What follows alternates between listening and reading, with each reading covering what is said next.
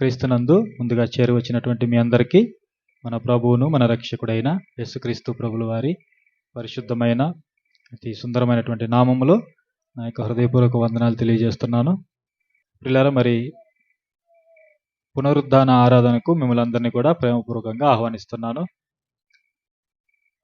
ఈరోజు ప్రపంచ క్రైస్తవులందరికీ కూడా ఎంతో సంతోషకరమైనటువంటి దినము. ఎందుకు సంతోషకరమైనటువంటి దినము అంటే యేసుక్రీస్తు ప్రభుల వారు తిరిగి లేచినటువంటి దినము.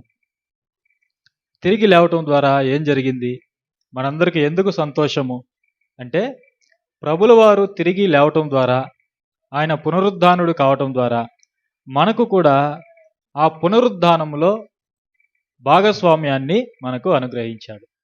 అంటే యేసుక్రీస్తు ప్రభుల వారు ఏ విధంగా అయితే మూడవ దినమున సజీవుడిగా ఆయన తిరిగి లేచి తండ్రి కుడిపార్శ్వమునకు వెళ్ళి అక్కడ ఉండి ఏ విధంగా సజీవుడిగా రాజ్యము చేస్తున్నాడో, మనకు కూడా ఎవరైతే ఆయన్ని విశ్వసించారో, ఎవరైతే ఆయన మార్గములో నడుస్తున్నారో, ఎవరైతే ఆయన్ని విశ్వసించారో వారందరికీ కూడా ఆ నిత్య జీవితంలో పాలు అనేది దయచేశాడు. అంటే పరలోక రాజ్యానికి హక్కుదారులుగా మనలను చేశాడు. వాస్తవానికి పరలోకానికి అర్హులు ఎవరు అంటే, వారసులు ఎవరంటే యేసుక్రీస్తు ప్రభు మాత్రమే. యేసుక్రీస్తు ప్రభు మాత్రమే పరలోకానికి అర్హుడు. ఎందుకంటే ఆయన దేవుని సొంత కుమారుడై ఉన్నాడు. ఆయన దేవునికి కలిగిన ఏకైక కుమారుడు. ఆయన అద్వితీయ కుమారుడు. ఆయన అద్వితీయ కుమారుడు, ఏకైక కుమారుడు, దేవుని కుమారుడు అంటే ఆయన దేవుడు అని ప్రత్యేకంగా మనం చెప్పవలసినటువంటి అవసరత లేదు. ఆయన దేవుడు, దేవుని కుమారుడుగా దేవునికి కలిగినవన్నీ కూడా ఆయన కుమారుడికే వస్తాయి. అంతేనే కదా, ఆలోచన చేయండి. ఇప్పుడు మీకు పిల్లలు ఉన్నారు, మీ ఆస్తి అంతా ఎవరికి వస్తుంది చెప్పండి? మీ పిల్లలకే వస్తుంది. అంతే కదా, అంతే కదా. మనకు సంబంధించిన ప్రతిదీ కూడా మన పిల్లలకే వర్తిస్తుంది. మన పిల్లలే దానికి యజమానులు. నీకు ఎంతమంది పిల్లలున్నా నీ ఆస్తికి, నీ సమస్తానికి వాళ్ళే యజమానులు. అలాగే తండ్రికి కలిగినవన్నిటి మీద కూడా యేసుక్రీస్తు ప్రభువుకు మాత్రమే అధికారం ఉంది. ఎందుకంటే ఆయన సొంత కుమారుడై ఉన్నాడు, దేవునికి కలిగిన ఏకైక కుమారుడై ఉన్నాడు. ఇది బైబిల్ చెప్తున్నటువంటి నగ్న సత్యం. దీన్ని మనం నమ్మాలి. దీన్ని మనము చాలా స్పష్టంగా, దృఢంగా దీన్ని మనం నమ్మాలి. లేకపోతే మన విశ్వాసము సరి అయినది కాదు. దేవుడు తన సొంత కుమారుణ్ణి ఈ లోకానికి పంపించాడని దేవుని వాక్యము చాలా స్పష్టంగా మనకు తెలియజేస్తుంది. అంటే సమస్తానికి వారసుడు ఆయన. అయితే ఇక్కడ మనం సంతోషించవలసిన విషయం ఏంటంటే, మనకెందుకు సంతోషం? ఈరోజు మనకెందుకు సంతోషం అంటే, ఆయన పునరుద్ధానుడుగా తిరిగి లేచాడు. ఆయన చనిపోయిన వాడు అలాగే ఉండి ఉంటే ఈరోజు యేసుక్రీస్తు ప్రభువుని మనము జ్ఞాపకం చేసుకునే వాళ్ళం కాదు. ఆయన నామములో మనం అందరం కూడా ఇక్కడ చేరి ఉండేవాళ్ళము కాదు. బైబిల్ పట్టుకొని ఈరోజు నేను సేవ చేసేవాడిని కాదు. ఆయన తిరిగి లేవకపోతే, ఒకవేళ ఆయన చనిపోయిన వాడు అలాగే ఉండి ఉంటే మనలో అనేక మంది ఇక్కడ ఉండేవాళ్ళము కాదు. ఇక్కడ ఆయన నామంలో చేరేవారము కాదు. ఆయన ప్రేమలో ఆనందించేవారము కాము. ఈరోజు క్రైస్తవ్యం అనేది ఉండేది కాదు అసలు. ఆయన పునరుద్ధానుడుగా తిరిగి లేకపోతే క్రైస్తవులు అనేవాళ్ళు ఈ ప్రపంచంలో ఉండేవాళ్ళు కాదు. ఈరోజు ప్రపంచ జనాభాలో అత్యధిక శాతం ఎవరంటే క్రైస్తవులే. సుమారుగా 300 కోట్లకు పైగా క్రైస్తవులు ఈరోజు ప్రపంచవ్యాప్తంగా ఉన్నారు. కొన్ని దేశాలే క్రైస్తవ దేశాలుగా పిలువబడుతున్నాయి. ఎందుకు ఇంతమంది క్రీస్తును నమ్మారు? ఎందుకు ఇంతమంది ఆయన కొరకు జీవిస్తున్నారు? ఎందుకు ఇంతమంది ఆయన మాటలను ప్రేమిస్తున్నారు? ఎందుకు ఇంతమంది ఆయన కొరకు శ్రమలు అనుభవించడానికి ఇష్టపడుతున్నారు? ఆలోచన చేయండి. ఇప్పుడు ప్రపంచంలో అనేక చోట్ల క్రైస్తవులకు హింసలు, బాధలు సంభవిస్తున్నాయి. అనేక చోట్ల మందిరాలను కూల్చడము, అనేక చోట్ల క్రైస్తవులకు బాధలు కలుగు చేయడము, అనేక చోట్ల క్రైస్తవులను అణిచివేయడానికి ప్రయత్నాలు చేయడము, క్రైస్తవుల పైన దాడులు, ఇవన్నీ మనం చూస్తున్నాము. ఇవన్నీ చూస్తున్నా కూడా ఎక్కడైనా సరే క్రైస్తవ్యము ఇసుమంత తగ్గినట్లుగా మనకు అనిపిస్తుందా? చెప్పండి. తగ్గినట్లుగా అనిపిస్తుందా, లేకపోతే దినదినము అభివృద్ధి చెందుతున్నట్లుగా మనకు అనిపిస్తుందా క్రైస్తవ్యం? ఈ ప్రపంచంలో ఏ మతము పైన జరగినన్ని దాడులు, జరగనన్ని నేరాలు ప్రపంచంలో క్రైస్తవ్యం మీద మాత్రమే జరుగుతున్నాయి. క్రైస్తవ్యం మతం అనేది నా ఉద్దేశం కాదు, కాకపోతే ప్రపంచం అలా అనుకుంటుంది. క్రైస్తవ్యం మతం కాదు, అది మార్గం. అది ప్రభువు చెప్పారు, అపోస్తులు బోధించారు. ఈరోజు మనం కూడా దాన్నే బోధిస్తున్నాం. క్రైస్తవ్యం మతం కాదు, కాకపోతే ప్రపంచంలో ఉన్నవారు ఆ విధంగా ఒక ముద్ర వేశారు దానికి. క్రైస్తవ్యం అనేది కూడా ఒక మతము, మతాలలో పెద్ద మతము అని మాట్లాడుకునే వాళ్ళు ఉన్నారు. కాబట్టి వారిలోనికి వెళ్ళి వారి భాషలో మనం మాట్లాడితే ప్రపంచములో ఏ మతము పైన జరగని దాడులు క్రైస్తవం మీద జరుగుతున్నాయి. జరుగుతున్నప్పటికీ కూడా క్రైస్తవ్యం అనేది తగ్గటం లేదు కదా, దినదినము అభివృద్ధి చెందుతుంది. దినదినము ఆలోచన చేయండి. ఎంతోమంది సేవకులను చంపారు మన దేశంలో కానీ ప్రపంచ దేశాలలో. అనేక మంది దైవజనులను సజీవ దహనం చేశారు, అత్యంత క్రూరంగా చంపారు. అనేక మంది మిషనరీలను ఎన్నో బాధలు పెట్టి, ఎన్నో హింసలు కలుగజేసి కర్కశంగా చంపినటువంటి చరిత్ర మన దేశంలో ఉంది, ప్రపంచ దేశాల్లో కూడా ఉంది. అయినా కూడా ప్రజలు ఆయన కొరకు బ్రతకడానికి ఇష్టపడుతున్నారు, ప్రజలు ఆయన కొరకు జీవించడానికి ఇష్టపడుతున్నారు. ఇంకా ఒక మాటలో మనం చెప్పాలంటే ఆయన కొరకు మరణించడానికి కూడా ప్రజలు ఇష్టపడుతున్నారు. దీనికి కారణం ఏంటి చెప్పండి? దీనికి కారణం ఏంటంటే ఒకే ఒక కారణము, ఆయన చనిపోయిన వాడు అలాగే లేడు, ఆయన సజీవుడిగా తిరిగి లేచాడు. ఆయన లేవకపోతే అనేక మంది దైవ సేవకులు హింసలు పొందాల్సిన అవసరత లేదు. అనేక మంది యేసుక్రీస్తు కొరకు చనిపోవాల్సినటువంటి అవసరత లేదు. ఉందా? చనిపోయిన వ్యక్తి కొరకు చనిపోవాల్సిన అవసరత ఉందా? లేదు. ఆయన చనిపోయాడు, చనిపోయిన వాడు అలాగే ఉండలేదు కానీ సజీవుడిగా మూడవ రోజు తిరిగి లేచాడు. తిరిగి లేచిన వాడు ఆ పునరుద్ధానంలో మనకు కూడా భాగస్వామ్యాన్ని అనుగ్రహించాడు. అందుకే ఈరోజు మనం సంతోషిస్తున్నాం. అందుకే మన తల్లిదండ్రులు శ్రీమంతులైతే బిడ్డలకు సంతోషం.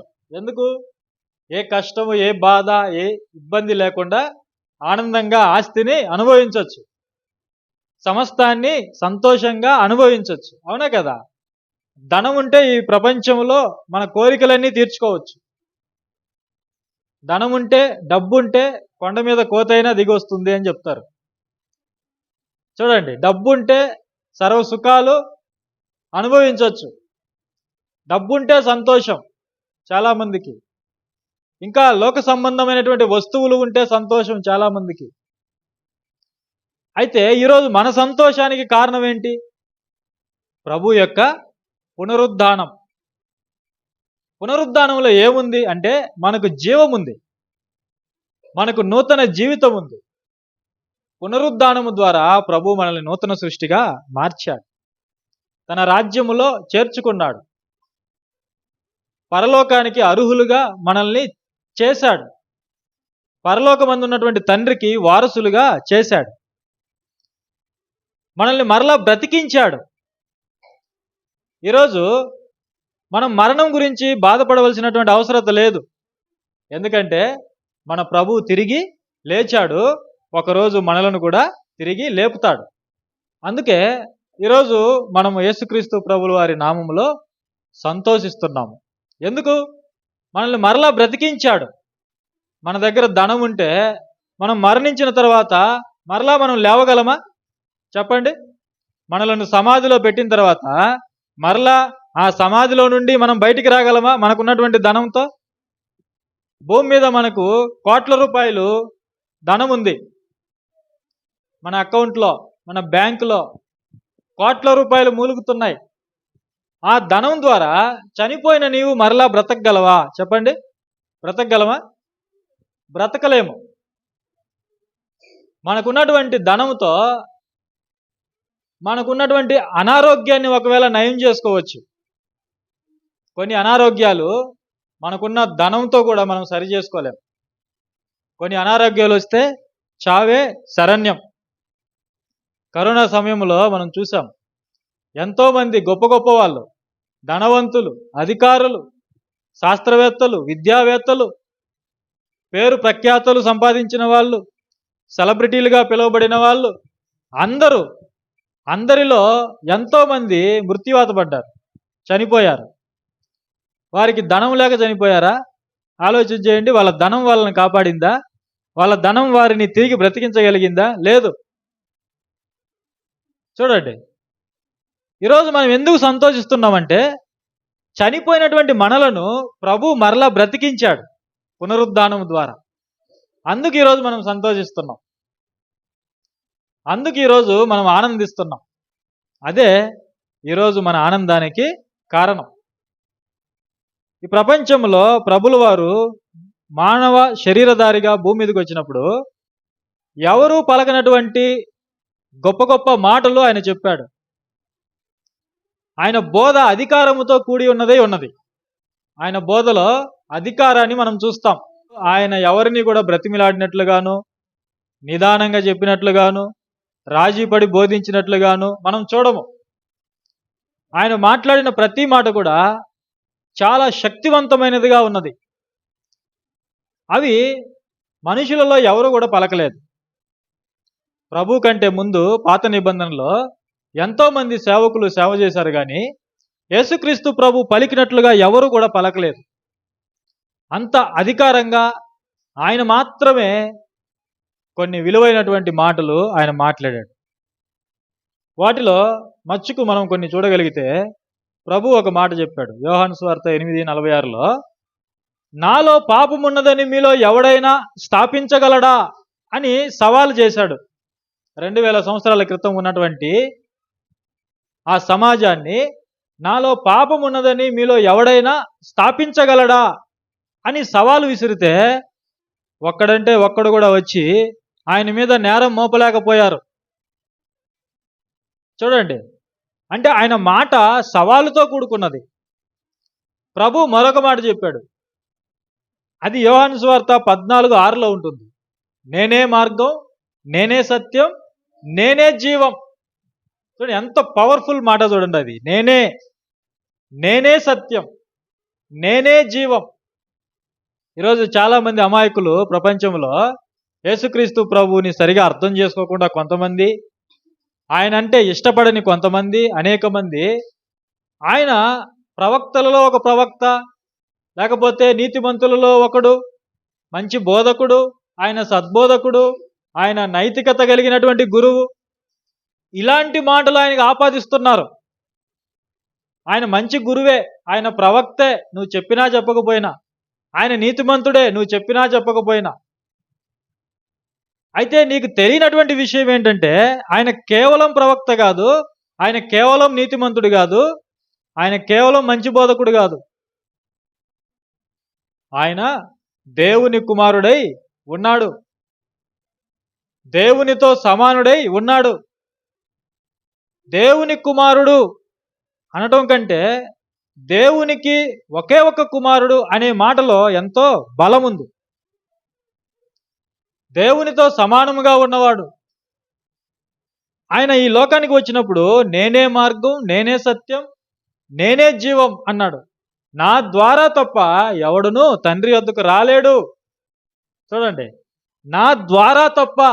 చాలామంది డైరెక్ట్గా దేవుడితో కలిసిపోవడానికి ప్రయత్నాలు చేస్తున్నారు చాలామంది. అంటే యేసుక్రీస్తు ప్రభు ప్రమేయం లేకుండా, దేవుని అద్వితీయ కుమారుడైన యేసుక్రీస్తు ప్రభు అవసరత లేకుండా నేరుగా దేవుని దగ్గరికి వెళ్ళడానికి ప్రయత్నాలు చేస్తున్నారు. అలా ప్రయత్నాలు ఒకవేళ మనం చేస్తే దేవుడు మనల్ని స్వీకరించడు. ఇది చాలామంది అమాయకులకు తెలియటం లేదు.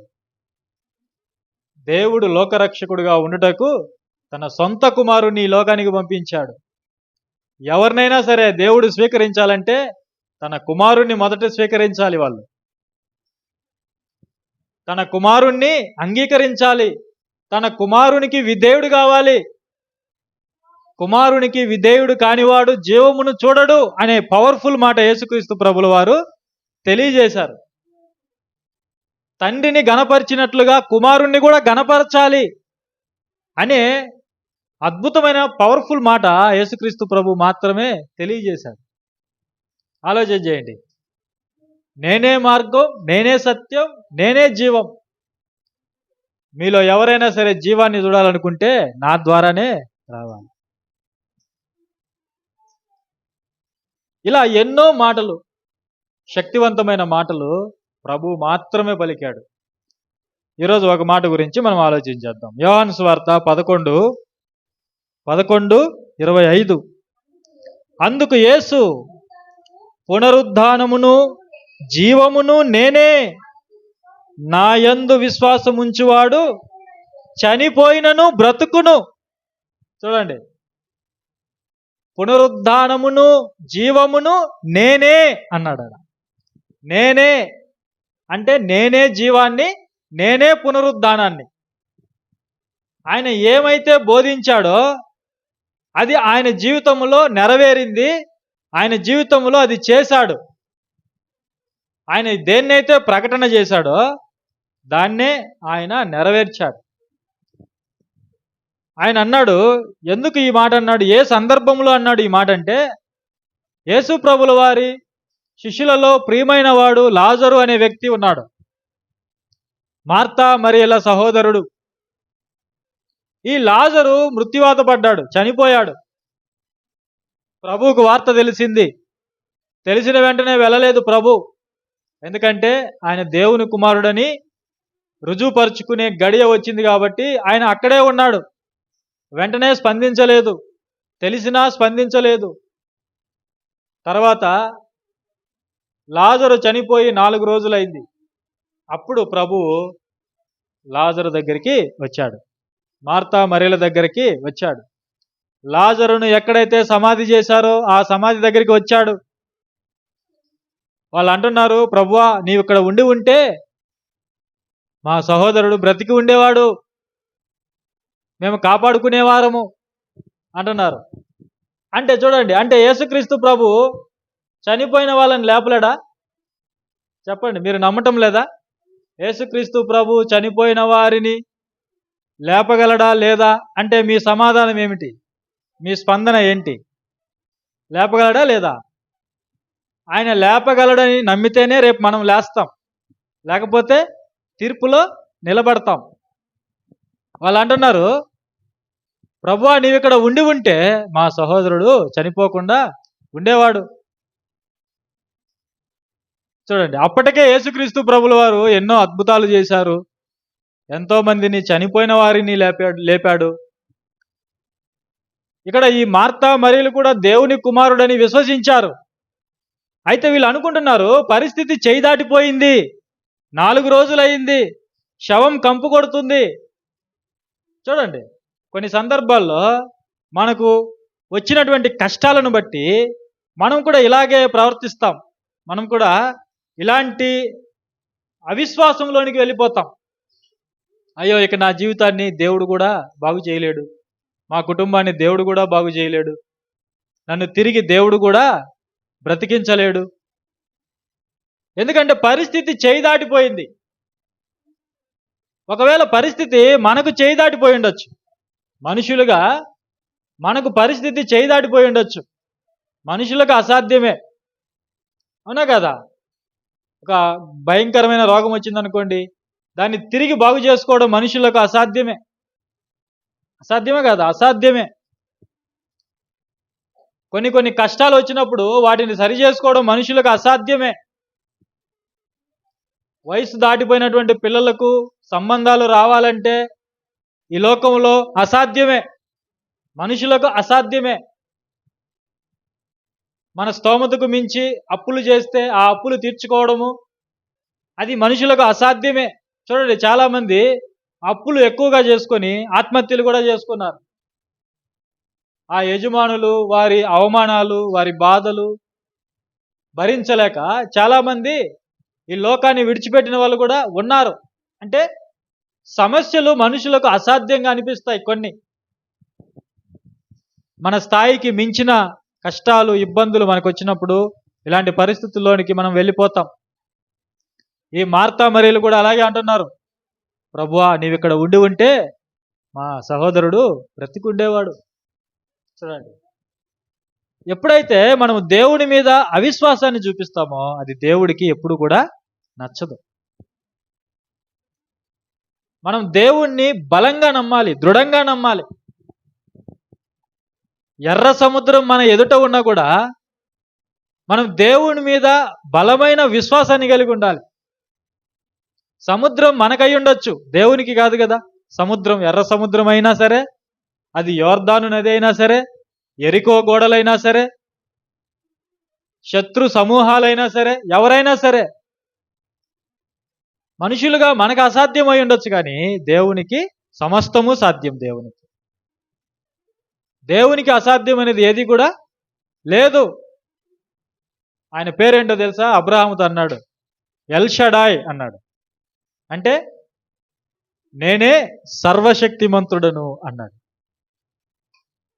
ఆదికాండము 17వ అధ్యాయం 1వ వచనంలో మనం చూస్తే అబ్రహాము గారితో పలికినటువంటి మాట, నేను సర్వశక్తి కలిగిన వాడని 18వ అధ్యాయంలో చెప్పాడు, నాకు అసాధ్యమైనది ఏదైనా ఉన్నదా అన్నాడు.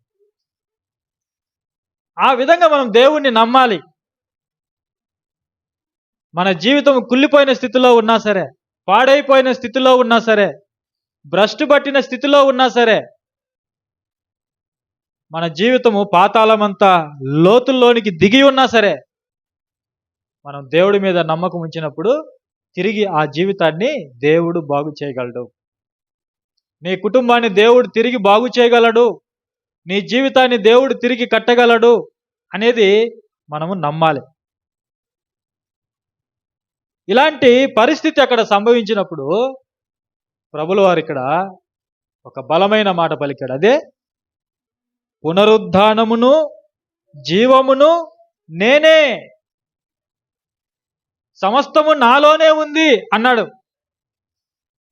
జీవం కావాలన్నా నేనే, తిరిగి లేవాలన్నా నేనే. ఒక వ్యక్తికి జీవాన్ని ప్రసాదించాలన్నా నేనే, చనిపోయినటువంటి వ్యక్తిని తిరిగి బ్రతికించాలన్నా నేనే అంటున్నాడు. చూడండి, నేనే.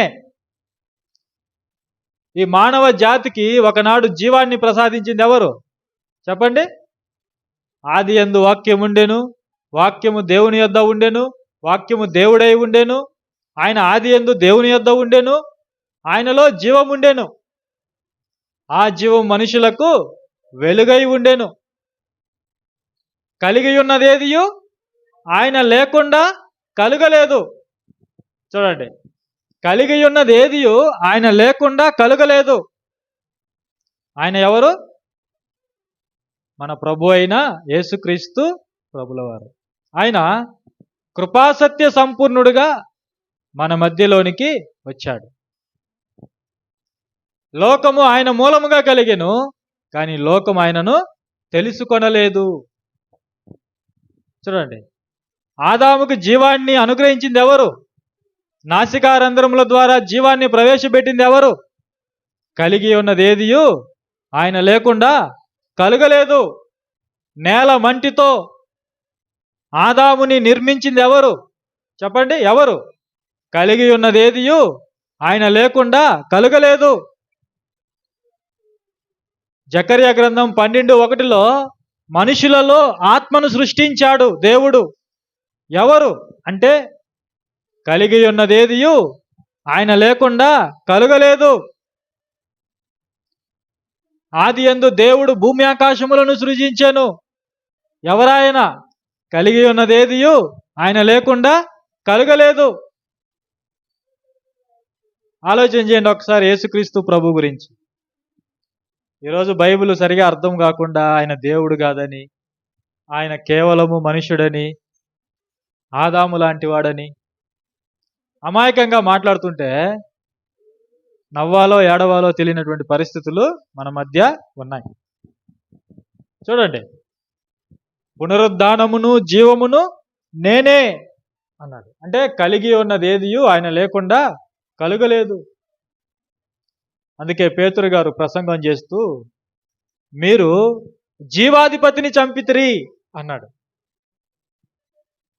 ఎవరిని చంపారట? ఇశ్రాయేలీలు జీవాధిపతిని. మీకు ఎవరైతే జీవాన్ని అనుగ్రహించారో ఆ వ్యక్తిని మీరు చంపారు. ఆ వ్యక్తిని మీరు గుర్తెరగకుండా, ఆ వ్యక్తి ఎవరో గ్రహించకుండా కక్షతోనూ అసూయతోనూ మత్సరముతోనూ నిండుకొని ఆయన మీద మీరు అన్యాయంగా నేరాలు మోపి ఆయనకి శిలువ శిక్ష పడేలా చేశారు. మీరు జీవాధిపతిని చంపితిరి. చూడండి, అపోస్తల కార్యాలు 3వ అధ్యాయంలో చూడండి 15వ వచనంలో ఉంటుంది. 14 నుంచి చదవండి, మనకు అర్థమవుతుంది. మీరు పరిశుద్ధుడును నీతిమంతుడైన వానిని నిరాకరించి. చూడండి, యేసు ప్రభుల వారు తీర్పులో ఉన్నప్పుడు వారికి ఒక ఆచారం ఉన్నది. ఒక పండుగలో, పస్కా పండుగలో ఒక నేరస్తుని విడుదల చేసే అవకాశం వారికి ఉన్నది. అప్పుడు పిలాతు నేను ఈ యేసుని విడుదల చేస్తానంటే వాళ్ళు ఒప్పుకోలా. యేసుని విడుదల చేయడానికి వాళ్ళు ఒప్పుకోలా. ఎందుకంటే యేసుక్రీస్తు ప్రభు అంటే వారికి అసూయ. యేసుక్రీస్తు ప్రభు మీద వాళ్ళు ద్వేషాన్ని చూపించారు. ఎందుకంటే వారు చేస్తున్నటువంటి అన్యాయాలన్నింటినీ కూడా యేసుక్రీస్తు ప్రభు బయటపెట్టి వారిని గద్దించాడు. ప్రజలందరూ కూడా యేసుక్రీస్తు ప్రభుని వెంబడించటం రోజు రోజుకి ఎక్కువైపోయింది. దాని వలన వారు యేసుక్రీస్తు ప్రభు మీద పగబెట్టి ఆయన్ని సిలువకు అప్పగించారు. చూడండి, మీరు ఎవరిని నిరాకరించారంటే పరిశుద్ధుడును నీతిమంతుడైన వారిని నిరాకరించారు. లోకం ఎలా ఉందో ఒకసారి మీరు ఆలోచన చేయండి.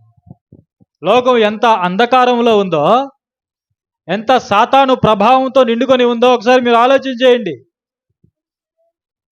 ఆ రోజు మనుషులు ఎవరిని కోరుకున్నారో తెలుసా? బరబ్బా అనే ఒక బందిపోటుని కోరుకున్నారు. బరబ్బా అనే ఒక హంతకుడిని కోరుకున్నారు.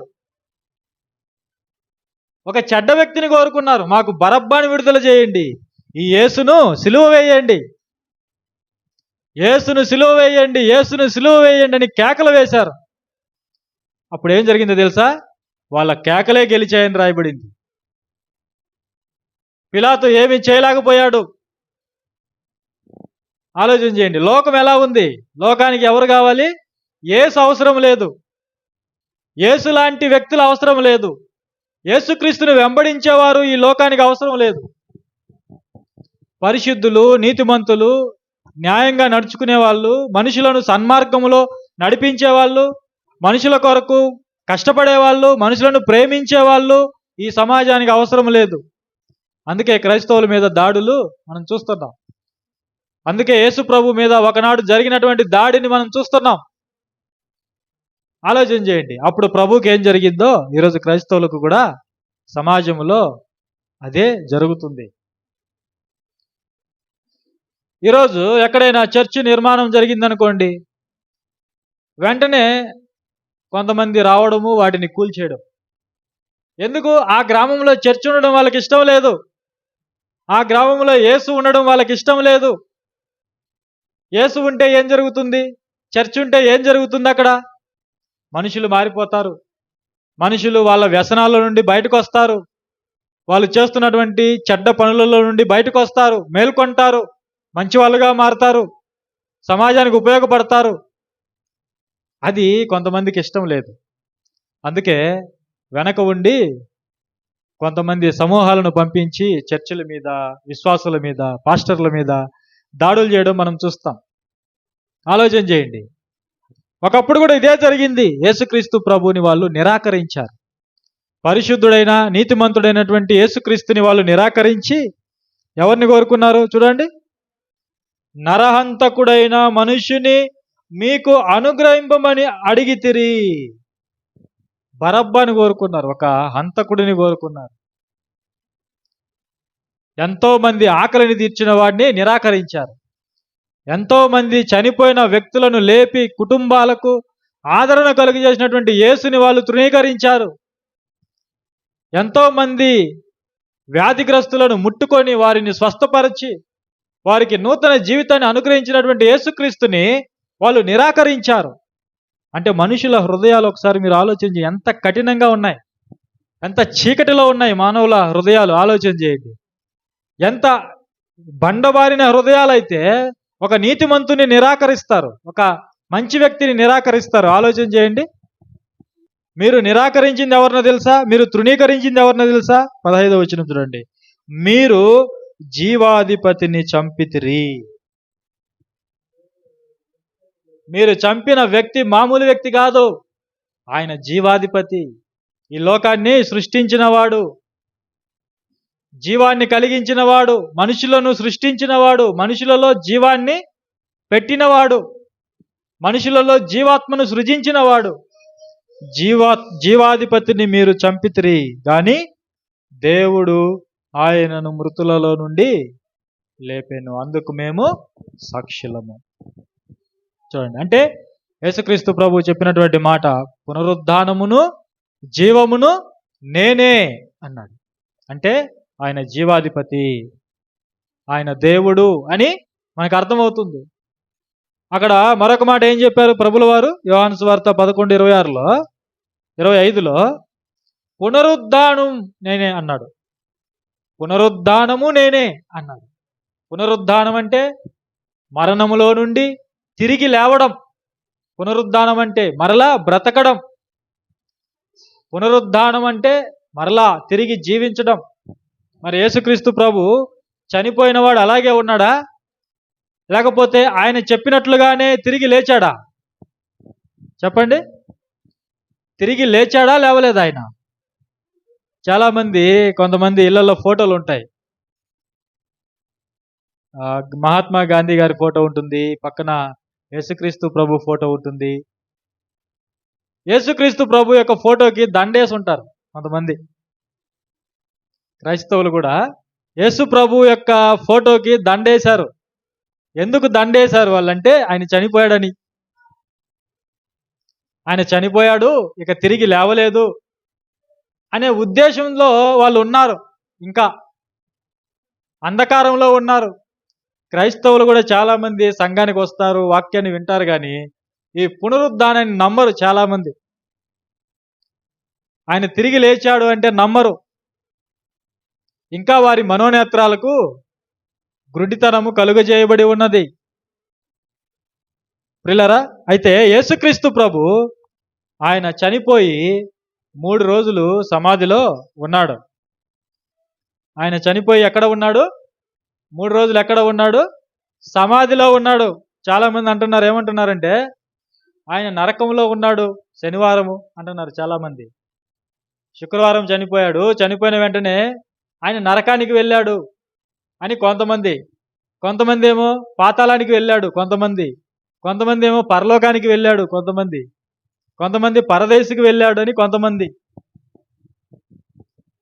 ఆయన చనిపోయిన తర్వాత ఎక్కడికి వెళ్ళాడో అర్థం కాని పరిస్థితుల్లో ఉన్నారు క్రైస్తవులు.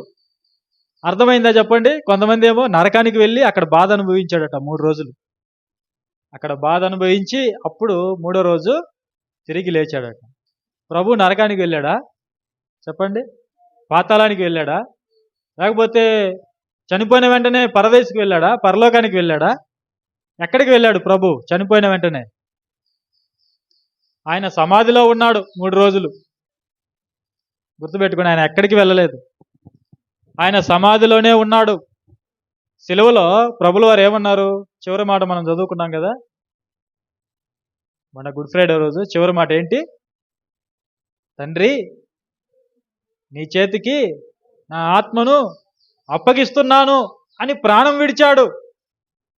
మన వాళ్ళు అంటున్నారు ఆత్మగా వెళ్ళాడు నరకానికి అని కొంతమంది, ఆత్మగా పరదేశికి వెళ్ళారని కొంతమంది, ఆత్మగా పాతాళానికి వెళ్ళాడని కొంతమంది. ఆత్మని ఎవరికి అప్పగించాడు చెప్పండి? ఎవరికి అప్పగించాడు? తండ్రి చేతికి అప్పగించాడు. ఆయన ప్రాణము విడిచాడు. ఆయన 3 రోజులు సమాధిలో ఉన్నాడు. ఆయన ఆత్మ తండ్రి స్వాధీనంలోనికి వెళ్ళిపోయింది అన్కాన్షియస్ స్టేజ్లో.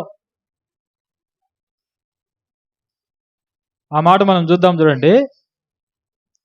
అపోస్తల కార్యాలు 2వ అధ్యాయము 31వ వచనం మనం చూస్తే, క్రీస్తు పాతాళములో విడువబడలేదనియు ఆయన శరీరము కుళ్ళిపోలేదనియు దావీదు ముందుగా తెలుసుకొని ఆయన పునరుద్ధానమును గూర్చి చెప్పెను. ఈ యేసును దేవుడు లేపెను, దీనికి మేమందరము సాక్షులము. క్రీస్తు పాతాళములో విడువబడలేదు. ప్రియులారా, పాతాళం అంటే క్రైస్తవ్యంలో ఉన్న ఒక తప్పుడు అభిప్రాయం ఏంటో తెలుసా? పాతాళం అంటే అది వేరొక లోకము. ఆ లోకములో 2 స్థలాలు ఉన్నాయి. అక్కడ ఒకటి యాతన పడే స్థలము, చెడ్డవాళ్ళు వెళ్ళే స్థలము, మరొకటి నెమ్మది పొందే స్థలము, అది పరదేశు అని చెప్తున్నారు చాలామంది. వాస్తవానికి పాతాళము అంటే ప్రియులారా, దాని అర్థం ఏంటో తెలుసా? పాతాళం అంటే ఒక ఊబి, లోతైన గొయ్యి అని అర్థం. పాతాళం అంటే గొయ్యి, ఊబి అని అర్థం పాతాళం అంటే. యోనా గారు సముద్ర గర్భంలో ఉండి ప్రార్థన చేశారు. ఏమని తెలుసా? పాతాళములో నుండి నా ప్రాణమును విమోచించితివి అన్నాడు. వార్తలు అప్పుడప్పుడు చెప్తారు పాతాళ గంగ ఎండిపోయిందని చెప్తారు. పాతాళ గంగ ఎండిపోవడం అంటే ఏంటి అర్థం చెప్పండి? భూగర్భం ఎండిపోయిందని దాని అర్థం. పాతాళ గంగ ఎండిపోయిందంటే భూగర్భంలో ఉన్న జలాలు ఆవిరైపోయాయని దాని అర్థం. పాతాళం అంటే లోతైన గొయ్యి, ఊబి అని అర్థం. మనిషి చనిపోతే భూమి మీద పడుకోబెట్టేస్తారా? సమాధి చేస్తారా? చెప్పండి. గొయ్యి తీయరా? గొయ్యి తీసే కదా పాతి పెడతారు మనిషిని. దాని గురించి ఆయన క్రీస్తు పాతాళములో విడువబడలేదంటే సమాధిలో పెట్టిన తర్వాత దేవుడు ప్రభుని అలాగే విడిచిపెట్టలేదు. అయితే ఈ యేసును దేవుడు లేపాడు. ఆయన శరీరము కుళ్ళు పట్టలేదు. ఆయన్ని తిరిగి 3వ దినాన లేపాడు. కాబట్టి ప్రియులారా, ఇది మనం తెలుసుకోవాల్సిన విషయం ఏంటంటే, పునరుద్ధానానికి ముందుటి వరకు కూడా ఆయన ఎక్కడ ఉన్నాడంటే సమాధిలోనే ఉన్నాడు.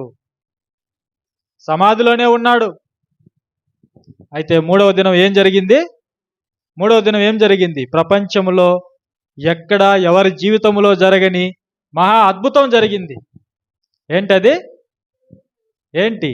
చనిపోయినటువంటి వ్యక్తి తిరిగి లేవడము ప్రపంచంలో అదే మొదటిసారి.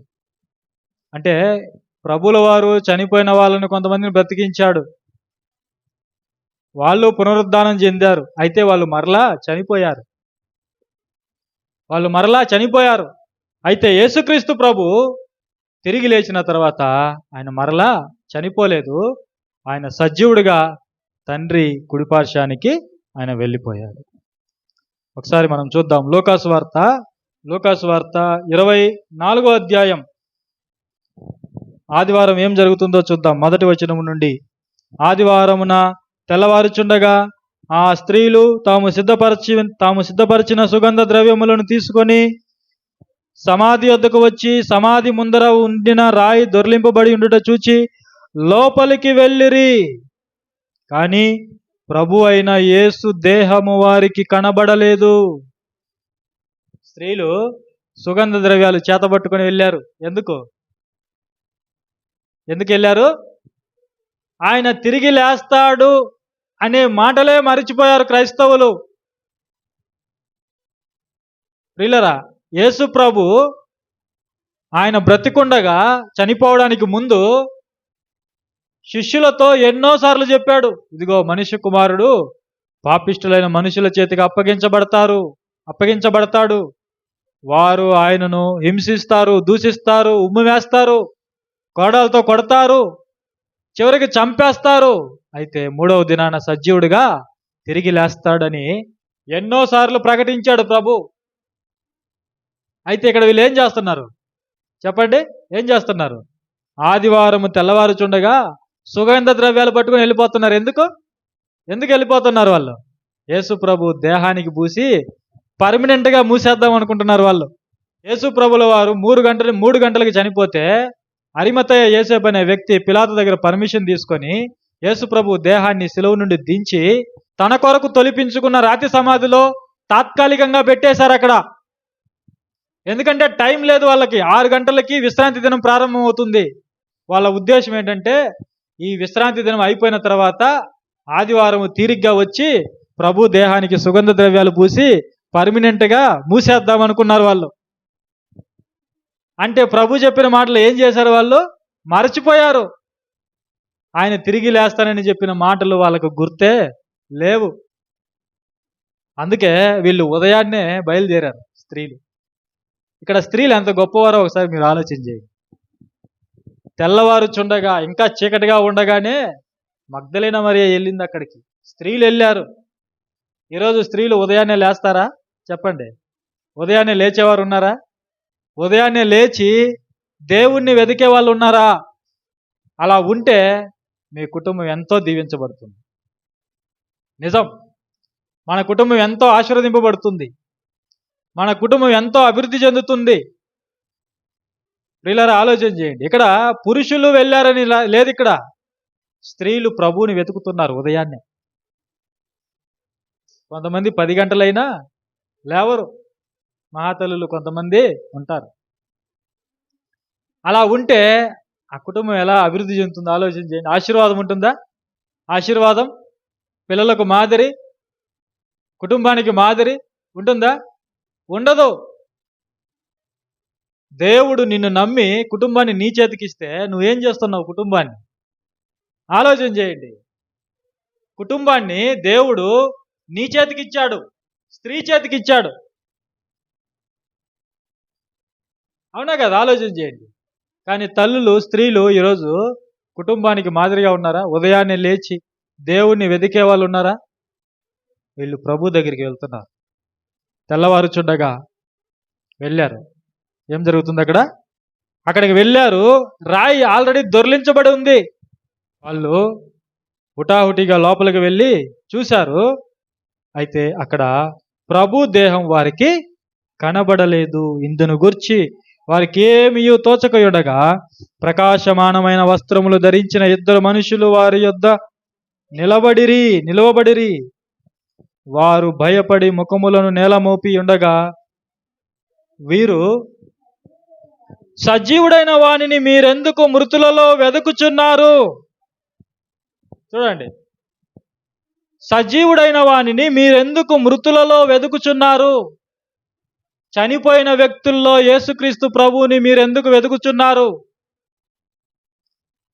ఎంతో మంది చనిపోయారు.